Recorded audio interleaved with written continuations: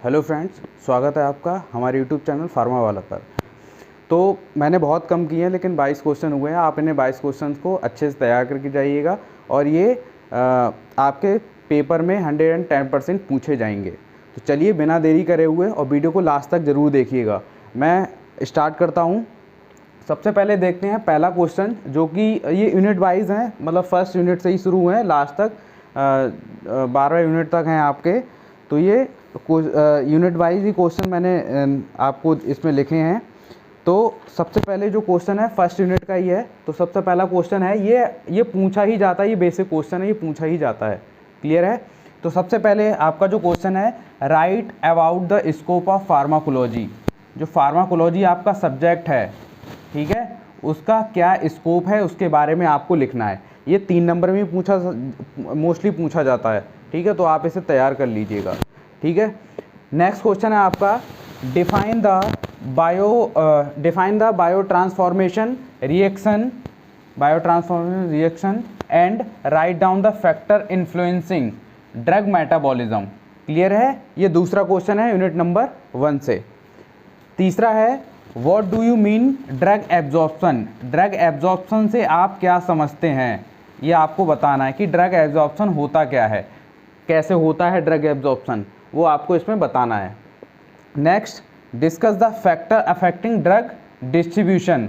जैसे आपने पढ़ा होगा ADME पढ़ा है, उसी में ये पूछा जाता है drug absorption, drug metabolism, drug distribution, ठीक है, उसी में ही है ये ड्रग एक्सीशन, ठीक है। तो आपको यहाँ पे ड्रग एब्जॉर्प्शन पढ़ना है, यहाँ पे ड्रग डिस्ट्रीब्यूशन पढ़ना है। क्लियर है? तो जो फैक्टर अफेक्टिंग है ड्रग डिस्ट्रीब्यूशन, मतलब जब ड्रग डिस्ट्रीब्यूट होता है तो उसमें कौन कौन से फैक्टर होते हैं वो आपके ड्रग डिस्ट्रीब्यूशन को अफेक्ट करते हैं, मतलब रोकते हैं, ठीक है, वो आपको इसमें बताना है। नेक्स्ट क्वेश्चन है, write down the classification of cholinergic drug. ठीक है, इस ड्रग का आपको क्लासिफिकेशन देना है। क्लियर? ये मोस्टली जितनी भी ड्रग हैं सबके क्लासिफिकेशन और फार्माकोलॉजिकल एक्शन आपको पढ़ना ही पढ़ना है। क्लियर है? Next, discuss the local anaesthetic. जो लोकल एनेस्थेटिक एजेंट्स होते हैं वो कौन से होते हैं। जैसे लोकल एनेस्थेटिक होते हैं, जनरल एनेस्थेटिक्स होते हैं, आपने पढ़ा होगा, ठीक है। तो आपको यहाँ पे क्या बताना है, लोकल एनेस्थेटिक एजेंट्स कौन से होते हैं वो आपको इसमें लिखना है। जो मैं ये क्वेश्चंस की बात कर रहा हूँ ये लॉन्ग में ही आएंगे, लॉन्ग में ही क्वेश्चन एक आध आ जाए, जैसे ये लोकल एनेस्थेटिक, ये इसको फार्माकोलॉजी का 3 नंबर में पूछे, वरना ये मोस्टली जो मैं बात कर रहा हूँ वो लॉन्ग क्वेश्चंस की बात कर रहा हूँ। अगर आपने लॉन्ग क्वेश्चन तैयार कर लिए तो आपके शॉर्ट क्वेश्चंस ईजिली हो जाएंगे। क्लियर है? चलिए नेक्स्ट देखते हैं, discuss the drug use in glaucoma. जो ग्लूकोमा होता है, जो ग्लूकोमा हमारी होती है, उसमें कौन कौन सी जो ड्रग होती हैं, ठीक है, वो हम ग्लूकोमा में यूज़ करते हैं, वो आपको इसमें बताना है। Clear? Next, right a note on mitosis.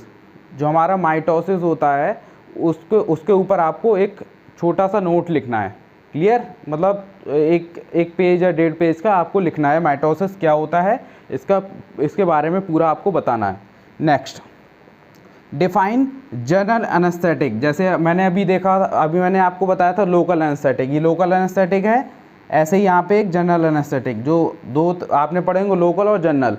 तो यहाँ पे डिफाइन करना है जनरल एनेस्थेटिक को विद क्लासिफिकेशन, साथ ही साथ इसका क्लासिफिकेशन भी आपको देखना है। क्लियर है? Next, define sedative. सेडेटिव क्या होता है और हिप्नोटिक क्या होते हैं, ये आपको बताना है, सेडेटिव और हिप्नोटिक, और साथ ही साथ इनके क्लासिफिकेशन। अगर मैं क्लासिफिकेशन की बात करूं तो क्लासिफिकेशन, कोई भी ड्रग पूछी जाएगी तो क्लासिफिकेशन जरूर पूछा जाएगा उसका, तो प्लीज़ क्लासिफिकेशन जरूर तैयार करिएगा। अगर आप क्लासिफिकेशन नहीं लिखते हैं, पूरी कहानी लिखते हैं, थ्योरेटिकल लिखते हैं, तो नंबर ना मिलने के चांसेस हैं, बहुत कम मिलेंगे। तो क्लासिफिकेशन जो कोलॉजी होता है उसमें मेन होता है क्लासिफिकेशन, तो आप क्लासिफिकेशन जरूर तैयार करिएगा। नेक्स्ट, एंटी साइकोटिक ड्रग क्या होती हैं, इसका साथ ही साथ इसमें पूछ लेगा, इसका क्लासिफिकेशन भी पूछेगा और फार्माकोलॉजिकल एक्शन भी पूछेगा। जितनी मैं ड्रग अभी नीचे बताऊंगा इनके आपको क्लासिफिकेशन और फार्माकोलॉजिकल एक्शन दोनों तैयार करने हैं।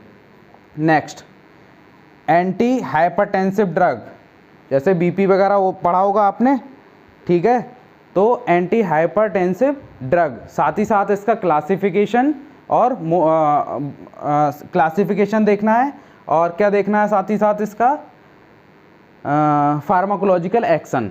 क्लियर है। नेक्स्ट, एंटी एरिथमिक ड्रग, इसमें भी इसका क्लासिफिकेशन और pharmacological action. Next, explain drug use in CHF। CHF होता है कंजस्टिव हार्ट फेलियर। जो कंजस्टिव हार्ट फेलियर होता है उसमें हम कौन कौन सी ड्रग को यूज़ करते हैं और इसकी डेफिनेशन क्या होती है, कंजस्टिव हार्ट फेलियर होता क्या है, वो आपको इसमें बताना है। Clear. Next, anti coagulant drug कौन सी होती हैं वो आपको बताना है। एंटी इमेटिक्स बताना है, और इसके साथ ही साथ क्लासिफिकेशन और फार्माकोलॉजिकल एक्शन, ये आप नोट करके रखिएगा। कोई भी ड्रग आती है उसमें आपको मोड ऑफ एक्शन, ठीक है, क्लासिफिकेशन, वो आपको लिखना ही लिखना है, फार्माकोलॉजिकल एक्शन भी लिखना है। फिर है डायरेटिक्स ड्रग्स। जो हमारी डायरेटिक्स होती हैं, यहाँ पे दो चीज़ें होती हैं। अगर वो डायरेटिक्स, मोस्टली अगर डायरेटिक्स पूछ लेगा, पहली चीज़ ये पूछ लेगा डायरेटिक्स क्या होता है। अगर डायरेटिक्स नहीं आता तो एंटी डायरेटिक्स पूछ लेगा, ठीक है। इसका ये उल्टा ही है, मतलब डायरेटिक्स और एंटी डायरेटिक्स। क्लियर है। तो आप एक तैयार करें, दूसरा अपने आप तैयार हो जाएगा। क्लियर है। नेक्स्ट, ये हमारे कुछ शॉर्ट, जैसे इंसुलिन पूछ लेगा, इंसुलिन के बारे में शॉर्ट नोट आ जाएंगे। तो इंसुलिन क्या होता है, इसके ओरल हाइपोग्लाइकेमिक ड्रग्स कौन सी होती हैं, और थायराइड हार्मोन क्या होते हैं, उनके बारे में पूछ लेगा, वो आपको बताना है। अगर हम जो हमारी 11 और 12वीं यूनिट है उनसे अगर मैं बात करूं, तो जैसे 7वीं यूनिट है उससे क्वेश्चन नहीं है, 9वीं है उससे एक ही क्वेश्चन है, और जो 10वीं है उससे भी मोस्टली एक या दो क्वेश्चन मैंने इसमें रखे हैं मोस्ट इम्पॉर्टेंट। नेक्स्ट है हमारे एंटी हिस्टामिन्स क्या होते हैं, एंटी हिस्टामिन ड्रग कौन सी होती हैं, वो आपको लिखना है। इसके साथ ही साथ मोड ऑफ एक्शन, क्लासिफिकेशन, वो सब लिखना है। फिर है anti tubercular drug. Anti tubercular drug क्या होती है, जैसे TB होती है, TB में कौन सी ड्रग यूज़ करते हैं उसे हम बोलते हैं एंटी ट्यूबरकुलर ड्रग, ठीक है। उसका क्लासिफिकेशन, ठीक है, और उसका बायोलॉजिकल एक्शन, वो आपको इसमें लिखना है। नेक्स्ट अगर मैं बात करूं, तो आपका जो नेक्स्ट है ट्यूबरकुलर के बाद एंटी फंगल ड्रग।